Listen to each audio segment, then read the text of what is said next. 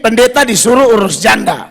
Dan kalau pendeta urus janda, zaman dulu dan zaman sekarang, mungkin hanya masalah dulu tidak semodern sekarang, tetapi dia punya soal sama.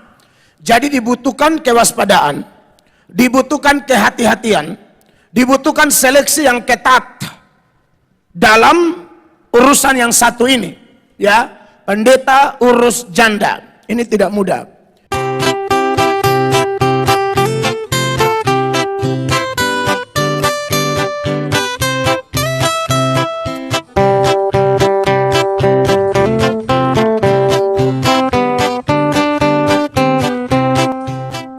Puji Tuhan, salam.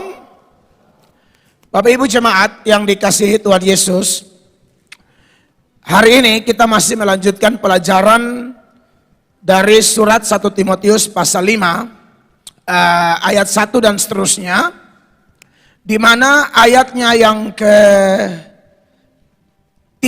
dan seterusnya, di sana ada permintaan dari Paulus kepada Timotius, gembala sidang atau pendeta di gereja Efesus pada waktu itu, yang harus mengurus banyak hal dalam pelayanan. Harus urus penatua-penatua, harus urus hadapi ajaran sesat, tapi juga ada satu urusan yang waktu itu tidak bisa ditinggalkan, yaitu mengurus janda-janda. Ya, jadi ini pendeta disuruh urus janda, begitu. Ya. Dan kalau pendeta urus janda, zaman dulu dan zaman sekarang, mungkin hanya masalah dulu tidak semodern sekarang, tetapi dia punya soal sama. Jadi dibutuhkan kewaspadaan, dibutuhkan kehati-hatian, dibutuhkan seleksi yang ketat dalam urusan yang satu ini. Ya, pendeta urus janda. Ini tidak mudah. Janda yang diurus harus diseleksi dan dipastikan bahwa dia adalah janda yang memang benar-benar janda. Benar-benar janda adalah dia sudah tidak punya siapa-siapa, jadi dia hanya berharap kepada Allah saja. Tapi kalau janda yang ada keluarga, masih ada anak, ada cucu, apalagi kalau anak cucunya masih kuat, masih punya kerja baik, itu tidak boleh membebani gereja untuk urus orang tuanya yang janda itu. Ya, jadi janda yang diurus adalah janda yang benar-benar berserah kepada Allah, sudah tidak punya siapa-siapa lagi. Ya, jadi kalau saudara anak cucu dengar ini, saudara lihat orang tua saudara sudah tua, harusnya Anda tahu diri, harus layani mereka, harus sisihkan berkatmu, urus mereka. Jangan lupa diri, sebab nanti dari ayat-ayat yang kita pelajari, orang-orang begitu sebenarnya kategori orang-orang kurang ajar, murtad. Lupa siapa yang jaga dia, siapa yang besarkan dia, ya, siapa yang urus dia, dia lupa begitu. Nah, ini tidak dibenarkan oleh kitab suci. Apalagi orang mengaku punya hubungan dengan Allah, orang pelayanan, bahwa dia tidak urus, dia punya orang tua. Aduh, itu saya pikir perlu segera bertobat sebelum hukuman keras datang dari Tuhan. Karena dari 10 hukum itu, salah satu hukum yang sangat penting adalah hormati ayah dan ibumu, cintai mereka sungguh-sungguh. Ya. Tapi kalau janda yang memang sudah tidak punya siapa-siapa, ini yang harus gereja urus. Sampai hari ini harus gereja urus. Ya. Kalau konteks sekarang misalnya ada janda, suami sudah tidak ada, dia juga tidak ada kerja, dia susah, lalu anaknya masih kecil-kecil sekali. Ini patut dibantu. Ya. Tapi kalau laki masih ada dan masih pasang status di Facebook, dia harus kerja. Ya, dia aja menang dipasang status saja, baru bilang primus, ya kan? Pria muka sabu misalnya. Jadi, itu harus betul-betul dibutuhkan seleksi yang ketat ya, Bapak Ibu jemaat. Makanya di ayat 4 dari 1 Timotius 5 itu, firman Allah kalian bilang begini. Tetapi jikalau seorang janda mempunyai anak atau cucu, hendaknya mereka itu pertama-tama belajar berbakti kepada kaum keluarganya sendiri dan membalas budi orang tua dan nenek mereka, karena itulah yang berkenan kepada Allah. Jadi balas budi orang tua itu berkenan kepada Allah. Ini bukan saya omong karang-karang, oh Bapak Ibu terkasih. balas budi orang tua. Ya, orang tua tuh biasanya kalau sampai mereka minta tuh karena mungkin Anda sudah lupa. Belajar ini ayat, saya pesan sebagai hamba Tuhan, jangan tunggu orang tua WA. Jangan tunggu mereka minta.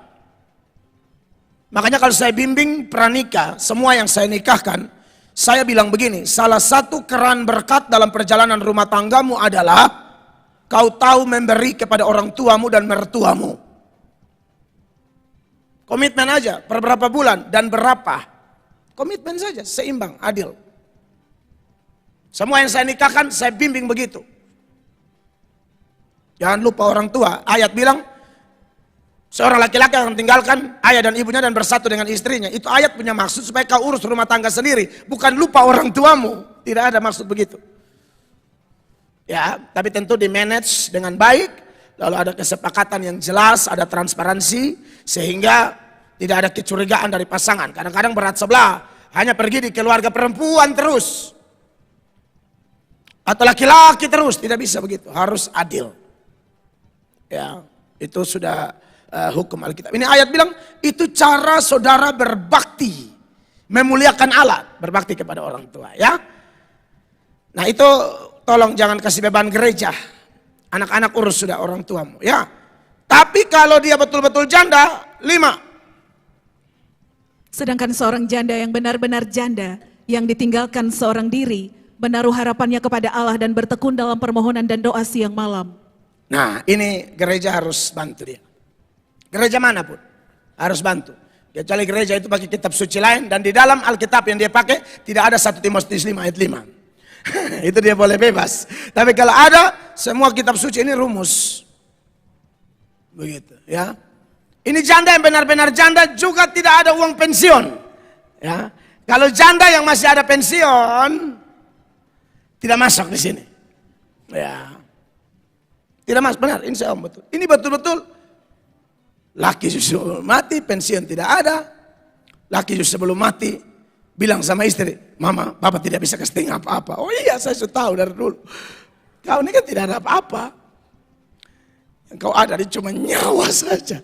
Jadi akhirnya tidak tinggalkan apa-apa. Ya, kalau masih ada pensiun harusnya itu aman. Bisa, itu masih bisa urus sendiri. Kecuali yang susah gimana-gimana, ya. Baru bisa lapor di gereja. Lalu ada janda yang tidak benar-benar janda, bahkan janda berbahaya. Ini kita mengalir pelan-pelan. Kita mengalir pelan-pelan ya. Jadi dari janda-janda ini bisa dibagi per kategori ya. Ada janda yang kategori sudah tua tapi masih ada anak cucu. Ini janda yang bisa diurus. Kalau yang ini total gereja harus bantu. Tapi yang berikut jangan coba-coba, perhatikan saudara. 6. Tetapi seorang janda yang hidup mewah dan berlebih-lebihan, ia sudah mati selagi hidup. Urus janda begini seperti urus jenazah. Kenapa? Karena ini ayat bilang dia sudah mati, padahal apa? Masih hidup. Ini seperti mayat berjalan. Ya, dia ini sudah mati, walaupun masih hidup. Ya. Mayoritas penafsir dan saya sepakat dengan Wycliffe atau yang lainnya, mereka mengatakan bahwa yang dimaksud mati di sini adalah mati rohani. Secara jasmani oke, secara jasmani hidup, bahkan aktifnya luar biasa, bahkan bukan hanya aktif saja, cakadidi, saudara-saudara. Kelihatan dari gayanya, oke, kelihatan dari dandanannya. Ini janda, tapi tasnya mahal sekali. Kalau janda yang benar-benar janda tuh, dia pun tas tuh gambar Garuda dari dulu sampai sekarang. Tapi ini kok beda gitu loh. LV, LO, LC, dan LL yang lain. Bahkan ada yang LXX, Septuaginta ya, terjemahan Alkitab Ibrani ke Yunani. Nah kalau janda yang model begini, ini tidak boleh diurus. Nah, saya sudah bilang, ini pendeta-pendeta disuruh urus janda, tapi bagian yang ini tidak boleh diurus. Maka menjadi celaka 12 kalau ada pendeta mengabaikan janda di ayat 5. Tapi fokus kepada janda di ayat 6. Loh, ini tidak alkitabiah. Secara naluri laki-laki, even dia pendeta sekalipun, ya kan? Dia akan lebih suka urus janda yang bagaimana? 6. Karena janda 6 nih, kinclong, wangi, ya kan? Cara gantung tasnya tuh lain. Beda dengan janda yang biasa. Lain. Ini pendeta mesti waspada urus janda loh. Ya kan? Tapi kok fakta hari-hari ini, saya entah kenapa, saya ini ibarat ketua sinode yang tidak terpilih dalam voting bersama para pendeta. Kenapa? Karena masalah-masalah serius di gereja tertentu, saya pasti tahu duluan. Saya jadi bingung. Beberapa hari lalu tiba-tiba istri saya ditelepon. Ada pendeta selingkuh. Loh, kenapa harus saya gitu loh? Kita ini beda sinode. Beda sinode. Tapi kenapa mesti kasih tahu di beta? Mungkin kalian tahu ini malam beta khotbah janda. Saya tidak tahu sampai di situ. Tapi begini, entah kenapa saya juga bertanya-tanya. Kenapa sampai ada jemaat bilang, Bapak nih sebenarnya ketua sinode. Tapi ketua sinode yang tidak jelas sinode mana kok. Gereja lain sudah datang lapor di Bapak. Ini di sini. Saya pikir-pikir, iya juga ya. Tapi sudahlah, mengalir aja begitu kan. Nah, menarik bahwa saya mendapatkan laporan-laporan dengan fakta bukti. Sampai ada yang suka kategori foto, video, chat, ada segala rupa. Sampai ada yang berdebar-debar, berdoa semoga videonya jangan diposting di sosial media. Karena videonya sangat-sangat mengerikan. Itulah kalau pendeta urus janda yang salah. Tuhan tidak main-main. Saudara berdiri di mimbar, ngomong Alkitab. Kau pikir Allah di sorga itu buta? Kita pikir Allah di sorga itu tuli, ketong yang ada di panggung semua nih. Apalagi yang pucuk ke pengkhotbah. Wih, jangan main-main. Jangan main-main dengan kekudusan. Jangan main-main dengan rumah tangga. Jangan main-main dengan komitmen pernikahan. Jangan main-main dengan janji suci yang bernama janji nikah. Kau boleh bersandiwara kepada siapapun. Kau boleh acting menjadi pihak yang paling jadi korban kayak apapun. Tapi Allah yang kita sembah itu, Allah yang tidak bisa ditipu. Dia tuh kepada orang setia, dia setia. Kepada orang suci, dia suci. Kepada orang yang bengkok, dia akan berlaku berbelat-belit. Makanya dalam Mazmur 18, 26, 27, 26 bilang begini, perhatikan. Terhadap orang yang setia, engkau berlaku setia. Yes. Terhadap orang yang tidak bercela, engkau berlaku tidak bercela. Anda mau lihat kesetiaan Tuhan nyata dalam hidupmu dan hidupku, rumah tanggamu dan rumah tanggaku, pelayananmu dan pelayananku dan pelayanan kita bersama, berlakulah setia. Orang setia, orang mau lihat atau tidak lihat, dia kerja saja, dia melayani saja, dia fokus saja, dia tuntaskan saja tugas-tugasnya. Itu setia. Dan Tuhan kalau lihat orang begini, tidak bisa tidak, ini janjinya. Kau setia, aku setia. Kau tidak bercela, aku tidak bercela kepada kau. Tapi lu barani bata putar, lu berat. 27. Terhadap orang yang suci, engkau berlaku suci. Tetapi terhadap orang yang bengkok, engkau berlaku belat-belit. Ini ayat senada dengan nats yang saya pernah kutip di 2 Samuel 22 ayat 27. Ya, 2 Samuel 22 ayat 27 itu sama bunyinya. Terhadap orang yang suci, engkau berlaku suci. Tetapi terhadap orang yang bengkok, engkau berlaku belat-belit. Jadi caranya bagaimana? Mengaku dan stop. Pasti kau dipulihkan. Coba terputar lagi karena banyak orang tidak jaga ini firman. Dan jaga dong pun nama. Nama besar. Nama baik. Dia tidak jaga ini firman. Kau mau jaga kau pun nama baik. Tidak jaga firman. Kau tetap rusak. Kau tetap dapat pukul. Ini bukan berlaku buat yang berpasangan suami istri aja. Yang pacaran, yang pelayanan, muda-mudi. Yang mau nikah. Tapi tahu mau nikah dengan siapa. Jadi Bapak Ibu jemaat yang dikasihi Tuhan Yesus Kristus. Janda yang satu ini di 1 Timotius 5 ayatnya yang ke-6 tadi, ya toh? Ini sudah mati walaupun dia masih hidup, mati rohani.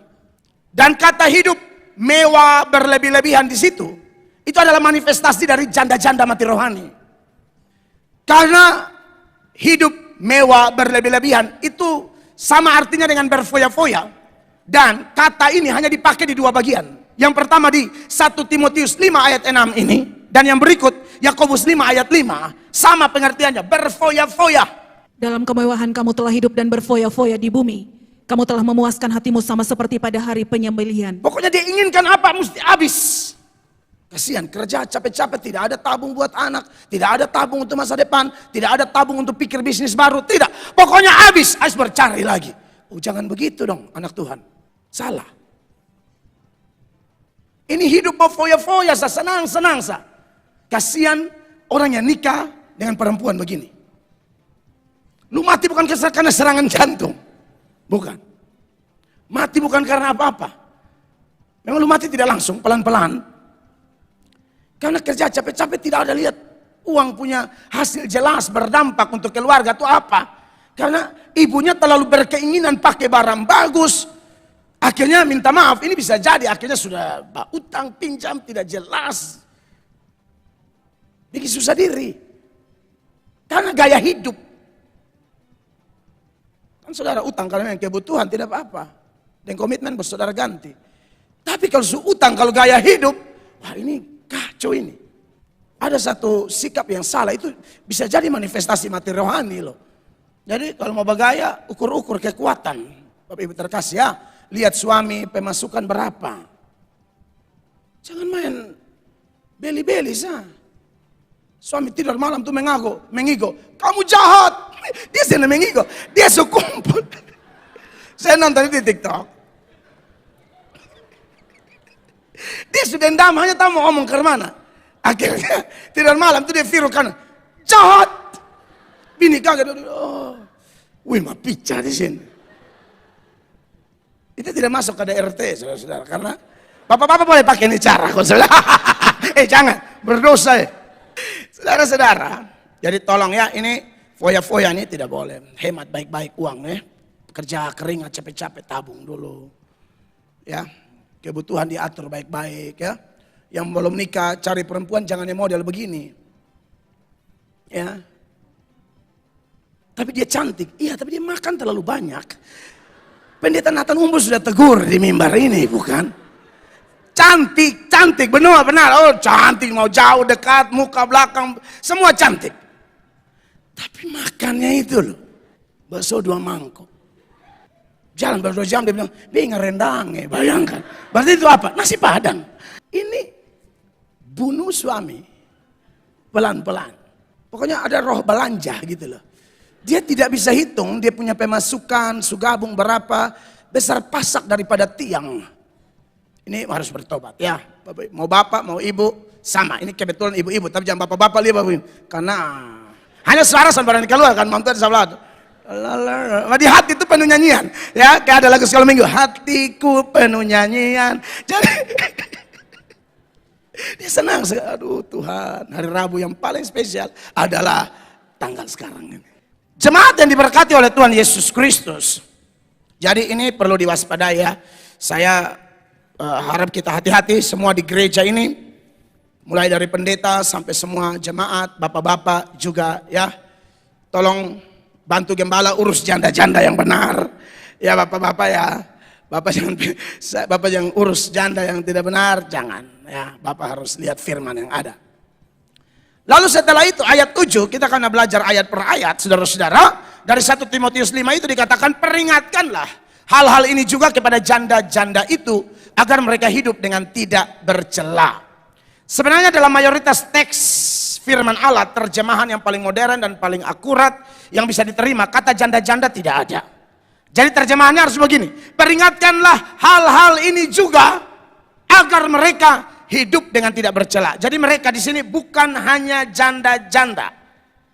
Tapi bagian-bagian sebelumnya ada pedatua dan lain sebagainya. Bahkan setelah teks ini dia juga tidak bahas janda lagi, tapi dia bahas yang lain, anggota keluarga. Berarti untuk berlaku tidak bercela.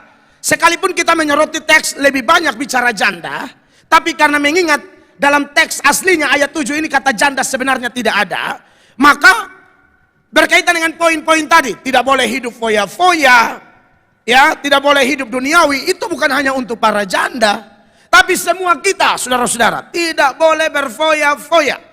Karena Tuhan Yesus sendiri mengingatkan bahwa hari Tuhan itu akan datang. Dan datang orang yang berjaga-jaga, yang anti terhadap foya-foya dan pesta pora, saudara akan aman.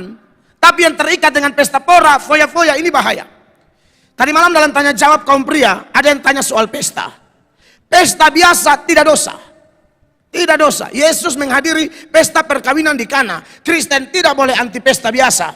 Apalagi kalau Anda ke pesta jadi berkat. Apalagi kalau Bapak Ibu dan saya pergi ke pesta, ada kontribusi kan, ada kerabat teman kita yang nikah, lalu ada buku di situ, saudara turut memberi dengan penuh sukacita, berharap uang saudara ini dengan uang kerabat yang lain, tetangga, bisa membuat acara ini sukacita, mantap.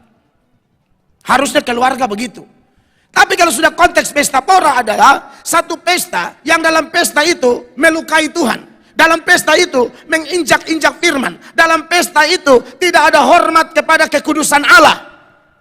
Mabok, tidak jelas, dansa-dansi, peluk laki orang, peluk bini orang. Baru pakai ajar lagi. Jempol kanan tuh tekan. Iya, ini harus dia sah, ini harus tekan. Nah, kita dulu tukang badangsa. Bukan semua begitu toh. Tapi sudah dalam Tuhan berpesta lah, tapi hati-hati. Apalagi kalau saudara suka kategori pelayan. Singer menyembah sampai menangis. Om-om bereok ada. Mama juga sambil menyembah. Ini kan kasihan. Memang kadang-kadang khotbah begini, orang bilang, ke bikin lebe-lebe. Bukan, kita mau ikut firman. Kok bikin lebe-lebe? Ini bikin yang tepat. Tidak lebih-lebih, pas. Sesuai firman. Karena kalau orang yang tukang berdoa, harusnya anti dengan yang model-model begitu. Kecuali saudara tuh datang gereja cuma iseng. Saudara datang gereja karena daripada bodoh-bodoh di rumah lah, kumpul-kumpul.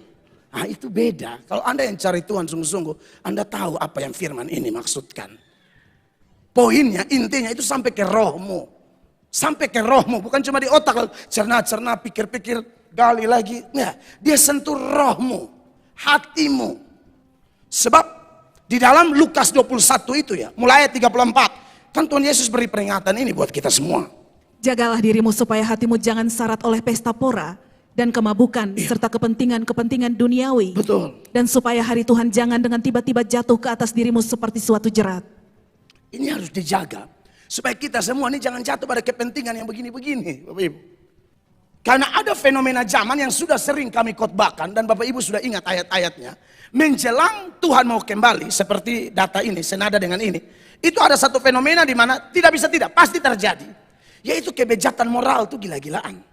Orang semakin tidak peduli Allah, orang semakin terbawa arus, orang semakin menjadi-jadi, bahkan dia menjadi pendukung untuk terselenggaranya atau tersebar luasnya satu kebejatan moral, satu gaya hidup yang antipati terhadap kekudusan dan firman Allah.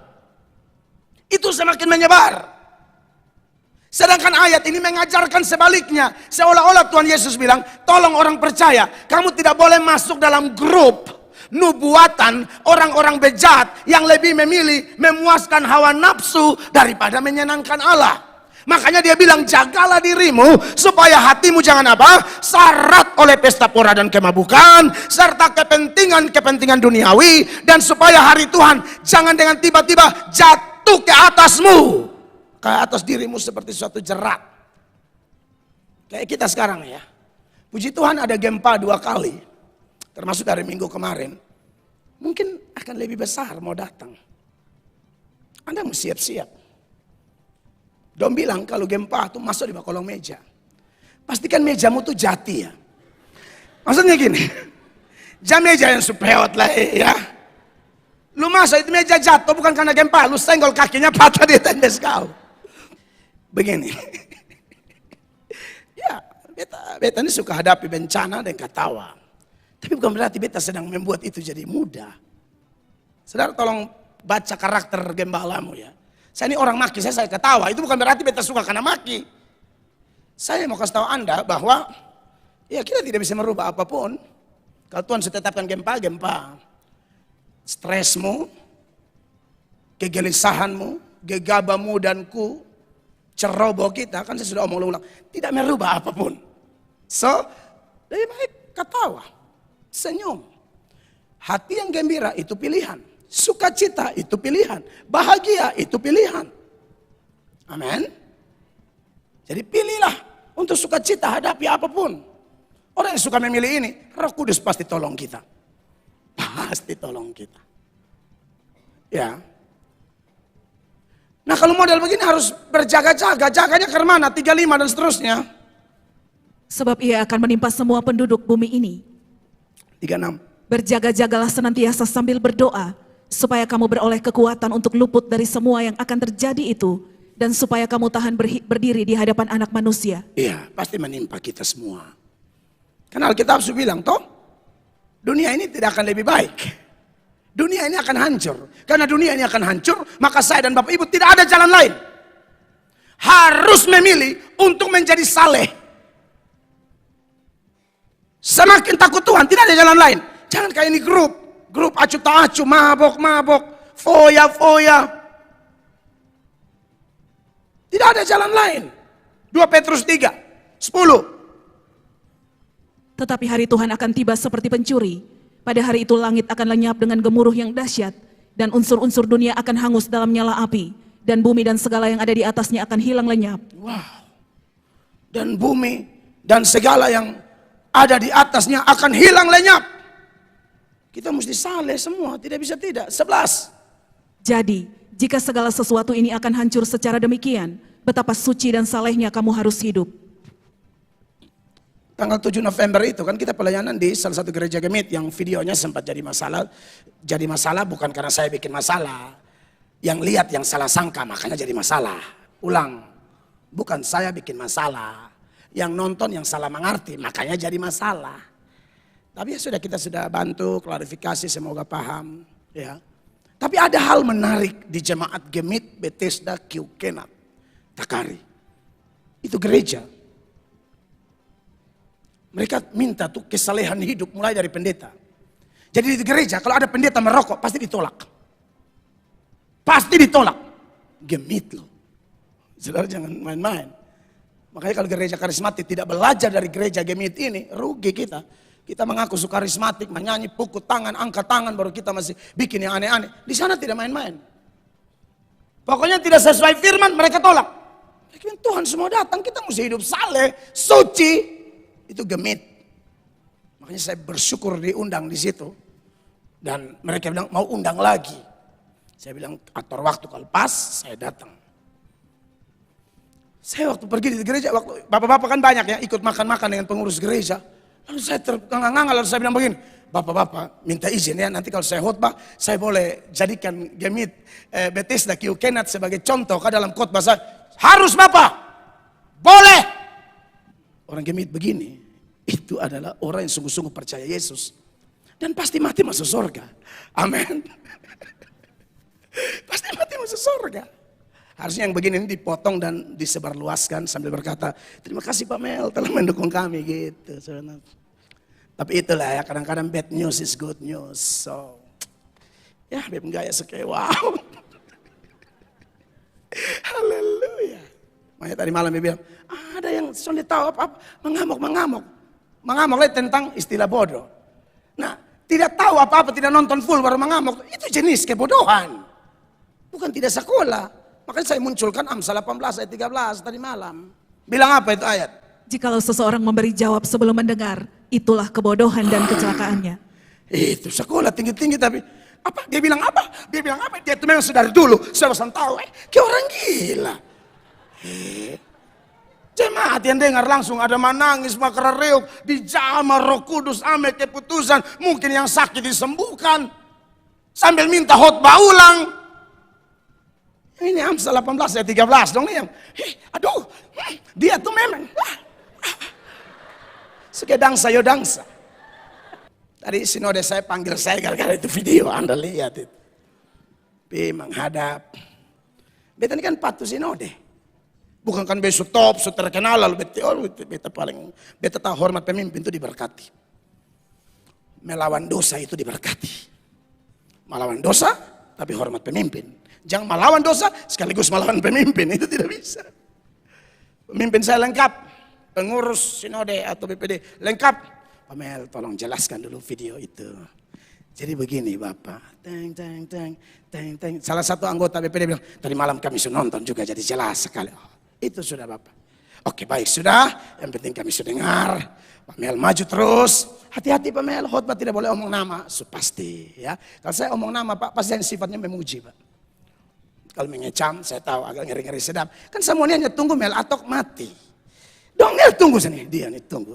Akan tiba saatnya. Mereka ini kan lagi tunggu, saya beta mas penjara, lalu akan ada KKR syukuran. Temanya yang lemah dikuatkan, yang jatuh diangkat kembali. Beta ini kan, yang saya suka beta ini kan ada tunggu, saya kok beta kalau bisa kanker kok, saya sudah tahu ini ya. Mas penjara, ini ada tunggu sana. Kalau bisa itu dia naik pesawat langsung jatuh. Dia dong berharap itulah. Tapi dari dulu sampai sekarang, sampai kiamat, kejahatan itu pasti kalah dengan kebaikan. Pasti. Makanya kalau hadapi yang begini dia bicara ke mana? Sukacita, senang, dan doakan mereka. Supaya itu Roma 12, itu mulai 17 sampai seterusnya. Terjadi di hidup kita. 17 bilang apa? Janganlah membalas kejahatan dengan kejahatan. Lakukanlah apa yang baik bagi semua orang. 18. Sedapat-dapatnya kalau hal itu bergantung padamu. Ya. Hiduplah dalam perdamaian dengan semua orang. Betul. 19. Saudara-saudaraku yang kekasih, janganlah kamu sendiri menuntut pembalasan. Tuh. Tetapi berilah tempat kepada murka Allah. Sebab ada tertulis, pembalasan itu adalah hakku. Akulah yang akan menuntut pembalasan, firman Tuhan. Iya, ya. 20. Tetapi jika setermu lapar, Ya. berilah dia makan. Jika ia haus, berilah dia minum. Dengan berbuat demikian kamu menumpukan bara api di atas kepalanya. 21 sama-sama. 1, 2, 3. Janganlah kamu kalah terhadap kejahatan. Tetapi apa? Kalahkanlah kejahatan dengan kebaikan. Suka berbuat baik, suka ampuni orang, suka doakan musuh, kau lebih dari pemenang. Beri tepuk tangan yang meriah bagi Tuhan. Jemaat yang diberkati oleh Tuhan Yesus. Jadi sekali lagi, perkara janda-janda ini, pas masuk ayat 7, itu buat kita semua. Ya, jangan masuk dalam grup kebejatan. Grup foya-foya, tapi dalam grup yang tekun dan saleh, karena Tuhan pasti kembali. Amin, kekasih Tuhan. Tuhan sudah mau datang, jangan main-main. Kalaupun Tuhan belum datang dalam konteks second coming dalam arti kedatangan secara universal, tapi ingat, ada dua jenis eskatologi. Ada eskatologi universal dan eskatologi individu. Maksudnya, Tuhan datang menjemput nyawa kita. Itu eskatologi pribadi. Dia datang ambil kita secara pribadi. Supaya kita mati. Seterus jadwal mati kita. Sebelum itu tiba, hidup saleh. Amin. Hidup takut Tuhan. Orang yang saleh, benar-benar saleh, dia tidak akan takut mati. Kapanpun dia mati, dia tahu dia kemana. Amin. Jadi kalau ada orang sudah di gereja bertahun-tahun, melayani bertahun-tahun, tetap memiliki kegentaran di hatimu. Kegentaran di hatinya, di mana kegentaran itu berbicara tentang ketidakpastian. Imanmu bermasalah dong. Kesalehanmu bermasalah. Pelayananmu tidak murni. Pengiringanmu tidak murni. Pengiringan yang murni itu saleh dan tidak takut mati. Amin. Kita aneh-aneh ya, kita punya ketakutan. Tapi kalau orang punya iman yang murni kepada Yesus, dia tidak takut. Makanya berusahalah untuk hidup saleh, saudara-saudara. Saudara kalau kerja keras, cari uang, cari makan, cari pangkat, cari kedudukan, harusnya cari kehendak Allah itu sungguh-sungguh. Makanya ada ayat bilang begini kan, Efesus pasal 5, 16. 16-nya bilang apa? Dan pergunakanlah waktu yang ada, karena hari-hari ini adalah jahat. 17. Sebab itu janganlah kamu bodoh, tetapi usahakanlah supaya kamu mengerti kehendak Tuhan. Hari-hari ini jahat. Jadi kita harus apa? Usaha memahami kehendak Allah. Usaha. Kata usahanya yang saya persoalkan. Cari makan, cari minum, usaha toh. Bangun pagi-pagi, pulang tidur sampai malam-malam. Sampai kadang-kadang sakit-sakitan. Sebegitu BPJS lupa bayar lagi. Makanya ingat, tepat waktu bayar BPJS. Kita akan sakit di waktu yang tidak bisa diduga. Saya tidak ada urusan dengan BPJS kesehatan. Saya hanya membantu jemaat untuk waspada dalam segala hal. Haleluya. Amin. Usaha. Usaha lawan kedagingan, malas. Yang bilang, aduh aku tuh kalau doa cepat ngantuk. Lawan. Kau nonton bola kau tidak ngantuk, saya malaikat saya tampeleng sama kau. Lu nonton bola lu pernah mengantuk, maka aku kalau doa langsung begini. Harusnya saya begini, kau begitu. Kau kenapa cepat mengantuk? Lu nonton yang lain lu tidak cepat mengantuk. Firman kau cepat mengantuk. Doa kau cepat mengantuk. Baca Alkitab kau cepat mengantuk. Itu harus dilawan. Usahakan. Makanya jangan terlalu banyak makan sampai gula naik. Karena kalau begini dengar. Karena kalau sudah gula itu bawaannya ngantuk. Kekasih Tuhan. Usahakanlah supaya kamu mengerti kehendak Tuhan. Amin. Lalu dia masuk ayat 8. Perhatikan 1 Timotius 5 ayat 8. Kita ikut ayat. Pokoknya sujam berhenti di mana di situ ya. 8. Tetapi jika ada seorang yang tidak memeliharakan sanak saudaranya, apalagi seisi rumahnya, orang itu murtad dan lebih buruk dari orang yang tidak beriman. Ya, ini sudah tidak bicara janda lagi. Khususnya ayat dia bilang semua rumah, seisi rumah. Anak, kakak, adik satu rumah. Terutama orang-orang seisi rumahnya, saudara harus perhatikan. Dan orang-orang di isi rumah itu yang diperhatikan oleh saudara Anda tolong juga hargai dia. Ada tuh yang tidak tahu diri. Keluarganya habis-habisan perhatikan. Jadi kita juga timbal balik lah. Amin, kekasih Tuhan. Misalnya ada adik-adik dari sini minta maaf ya. Saudara datang dari daerah, lalu tinggal di Kupang, tinggal dengan kerabat. Tunjukkan satu sikap menghargai mereka. So, tinggal dalam rumah apa. Jangan lu bangun lebih latar dong. Lu bangun baru hadapan. Mana su bangun. Lu ada gila setengah. Kalau tinggal beta rekomendasikan lu di beberapa keluarga. Lu pasti mati di sini. Lu su bangun jam 9. Bangun cepat. Darah Yesus berkuasa. Ini siapa yang tuan rumah, siapa yang numpang, sana tahu. Sampai tuan rumah bilang, nyonya baru bangun. Nyonya baru bangun. Teh panas ada. Minum. Lu mesti minum satu napas. Karena itu baru mandiri, Malia, lu bisa kosan. Ini ayat bilang, ya, kalau tidak nanti orang itu seperti orang murtad. Murtad itu artinya dia memungkiri iman, menyangkal iman. Salah satu manifestasi orang menyangkal Yesus itu dengan perbuatan. Salah satu perbuatan menyangkal Yesus, salah satu perbuatan menyangkal iman adalah kelihatan hebat di gereja, tapi tidak urus keluarga dengan benar. Itu tidak dibenarkan. Ini ayat bilang kau seperti orang murtad. Jadi kita yang rajin-rajin gereja, rajin ibadah, pelayanan, status selalu di pelayanan, tolong jaga ini. Perhatikan keluarga kita, kerabat kita dengan benar. Kalau tidak ini ayat bilang murtad. Bagaimana seseorang mengatakan saya dekat dengan Allah, kata Calvin, tapi dia tidak perhatikan keluarganya. Calvin bilang apa? Itu orang mirip binatang. John Calvin ngomong keras ketika komentari ayat ini. Itu bukan manusia, binatang. Mau berdoa tapi tidak peduli kerabat. Tidak lihat anak punya segala macam. Tidak perhatikan suami, tidak perhatikan istri. Tidak boleh demikian ya, jangan jadi orang cuek. Kan ada yang suka bilang, beta tuh cuek, bapak kok keselamatan ini masing-masing. Siapa ajar kau begitu? Betul, keselamatan masing-masing, tapi kita disuruh mengajak, mempengaruhi, mendoakan.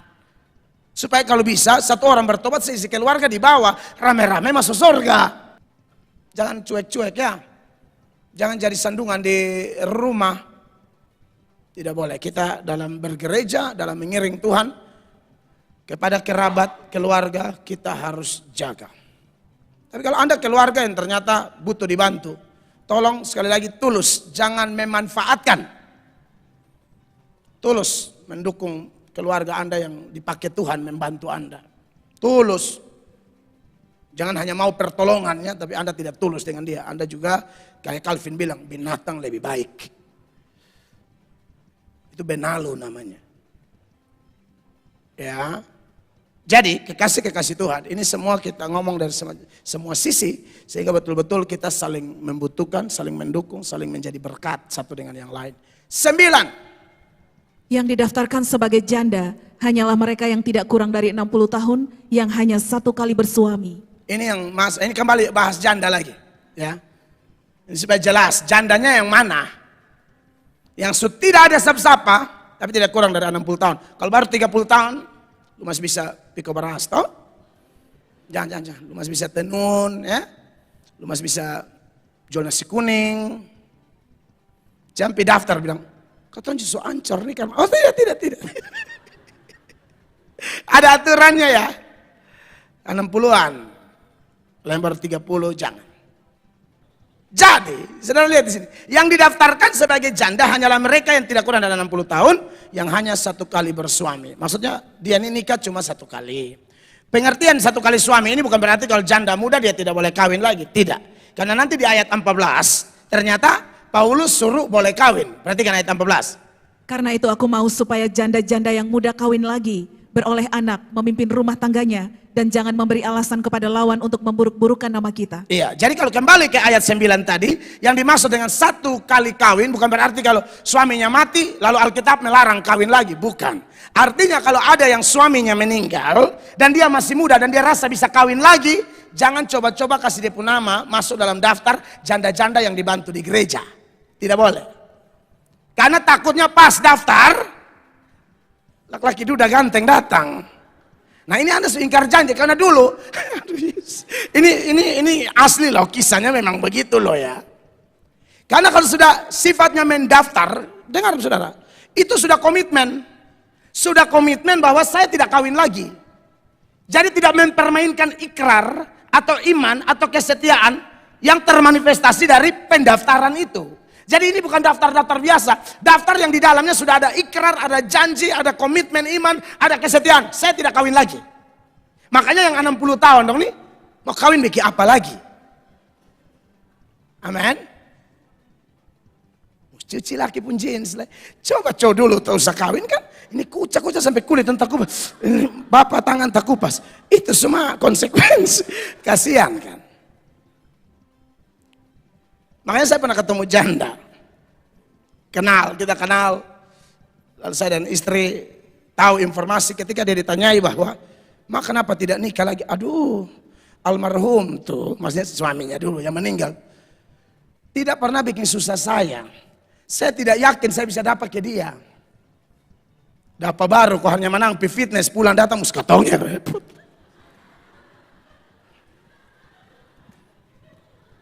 Sial lebih banyak.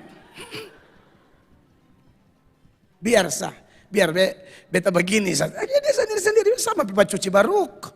Orang kemarin baruk tuh pakaian celana sama pipa kucak baruk lah. Baruk belum jumur di tanya, "Kopi, Mak? Lu minum air sabun nih?" Maksudnya kan maksudnya satu habis dulu iblis. Kucak bolong jumur, 15 kedua, kopi, angka air sabun kau kasih, kopi apa kau busa, enak, lu tes, coba lu angka ini bisa minum pelan-pelan, lu taruh sekali, itu bersih semua di dalam, bersih, usus dan memang sial. Jadi begini, ini saran buat janda-janda.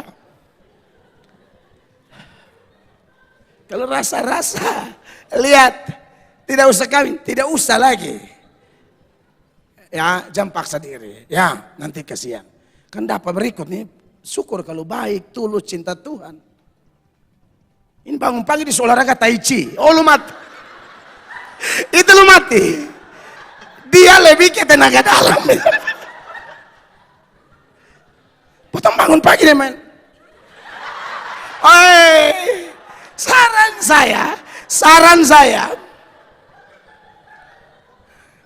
saya. Tidak usah. Pacaran dia tidak pernah tai chi. Nikah besok pagi su. Udah. Koresan dia papa langsung totok di mata. Apa coba? Dia siapa coba? Saulin. Makanya betanya sengaja bengkat tawa saudarain malam. Kan beli ke barat minggu di saudara ketegang sekali. Aduh, kasihan. Haleluya.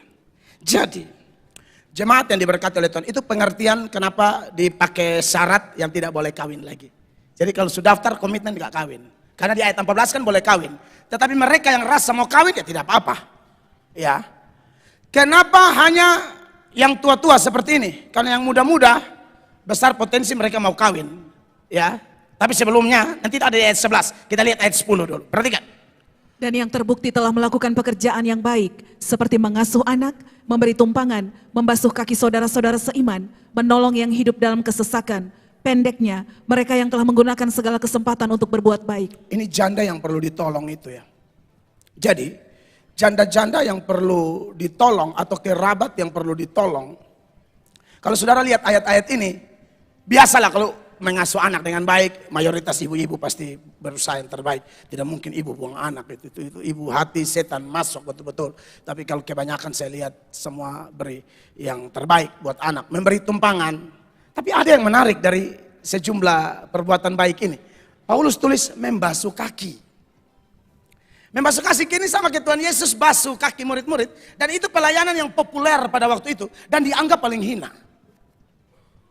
Gereja tertentu di zaman sekarang masih melakukan pelayanan ini. Masih melakukan pelayanan ini. Saya waktu di Prigen, Jawa Timur. Lalu kami ada, waktu itu saya pengurus ketua kaum muda daerah GSJ CNTT. Saya menjabat selama 8 tahun. Setelah itu baru saya jadi BPD. Nah waktu saya jadi ketua DKMD itu, kami training kepemimpinan di Jatim, di Prigen. Ternyata itu kita lagi lihat itu pengkhotbah luar biasa. Tapi ada satu momen kami lagi menyembah begitu. Tiba-tiba ada satu bawa bokor, cuci saya pun kaki. Wah itu suasana beda. Itu langsung cair batu-batu. Aduh kau teman nangis. Mereka melatih pelayanan seorang hamba. Ya, pelayanan seorang hamba. Makanya bertolak dari apa yang Yesus lakukan. Yesus bilang kalian harus lakukan ini juga. Mungkin tidak harus sih. Tapi waktu itu populer sekali. Saudara-saudara. Dan itu pelayanan yang sangat rendah. Makanya Yohanes 13. Ayat 13. Tuhan Yesus bilang begini saat membasuh kaki. Kamu menyebut aku guru dan Tuhan. Dan katamu itu tepat sebab memang akulah guru dan Tuhan. Bayangkan guru Tuhan. Tuhan di sini bukan Tuhan kata kurios dalam artian Tuhan. Ini kurios dalam artian Tuhan pencipta langit dan bumi. 14 dia bilang begini. Jadi, jikalau aku membasuh kakimu, aku yang adalah Tuhan dan gurumu, maka kamu pun wajib saling membasuh kakimu. Jadi wajib saling membasuh kaki itu pelayanan paling rendah itu.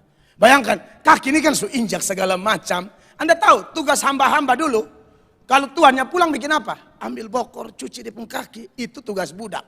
Sekarang guru Tuhan ambil tugas budak.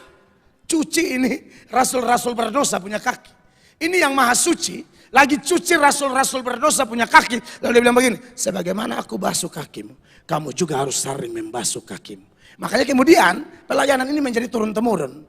Makanya kalau kita lihat dalam 1 Timotius 5 ini ayat 10, dari sejumlah pelayanan, dari janda-janda ini, ternyata ada janda-janda tuh yang melayani sampai sehina ini pun dia mau.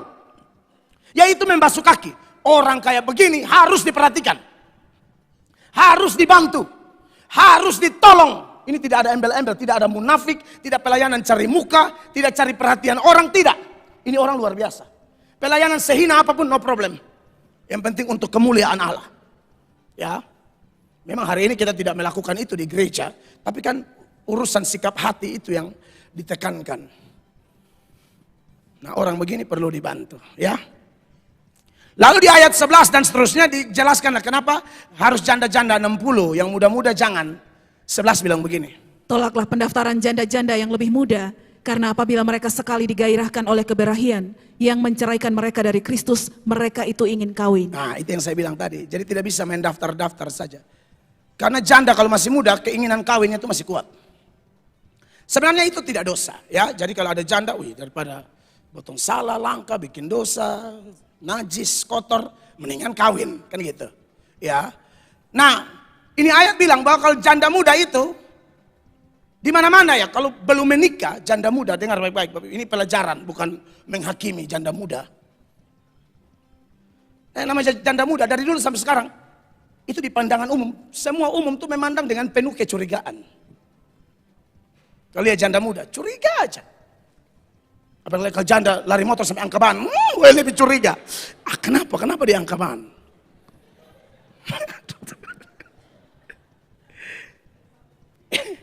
Ini dari dulu sampai sekarang, makanya karena kecurigaan begitu, Anda bisa bayangkan sampai sekelas Rasul saya ngomong bilang apa?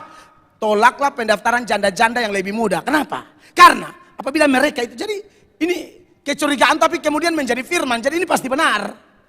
Jarang ada janda yang bisa tahan diri. Itu jarang. Itu betul-betul janda yang dipenuhi roh, yang dekat sama Tuhan.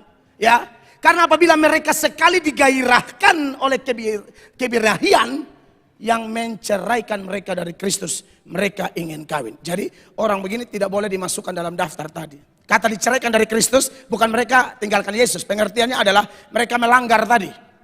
Komitmen, sudah daftar, bilang tidak kawin, total ya laki-laki mau. Lalu kawin, nah tidak boleh demikian. Ya. 12.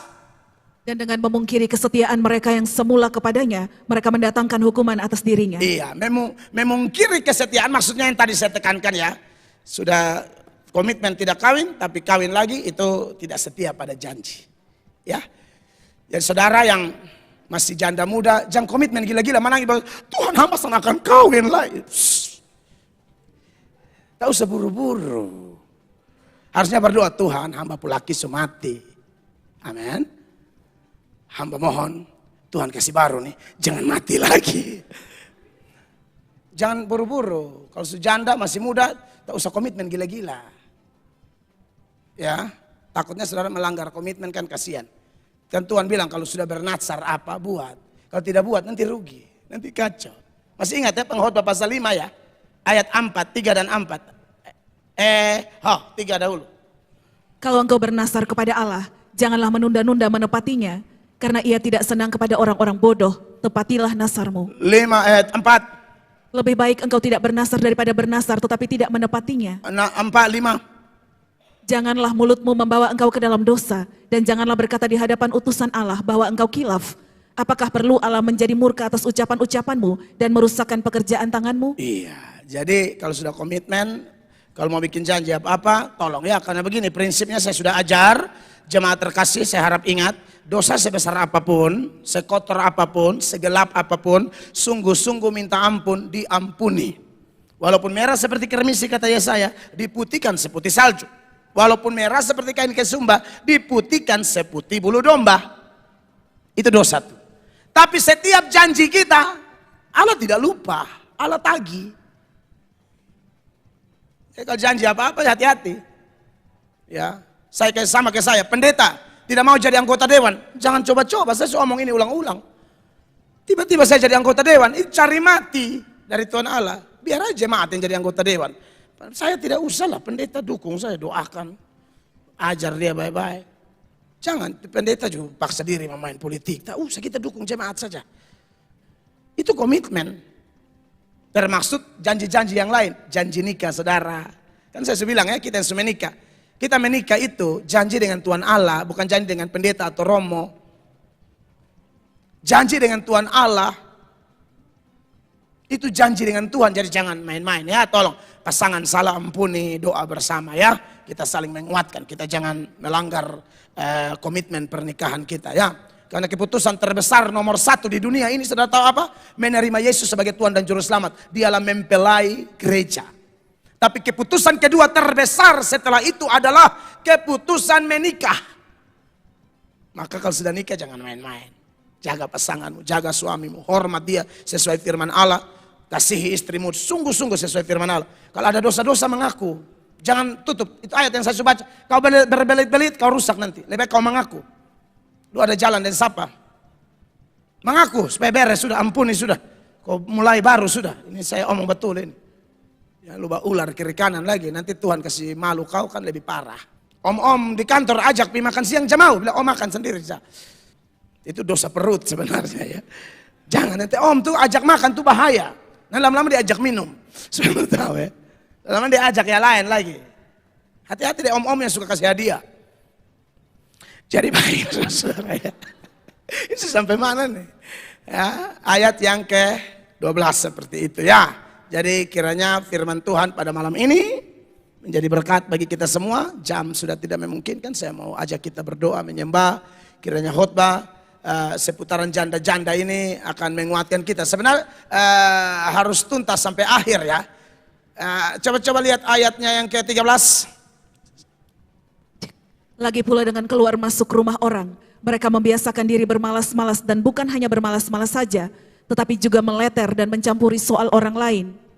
dan mengatakan hal-hal yang tidak pantas. Ini minggu depan baru kita bahas. Beri tepuk tangan yang meriah bagi Tuhan Yesus. Itu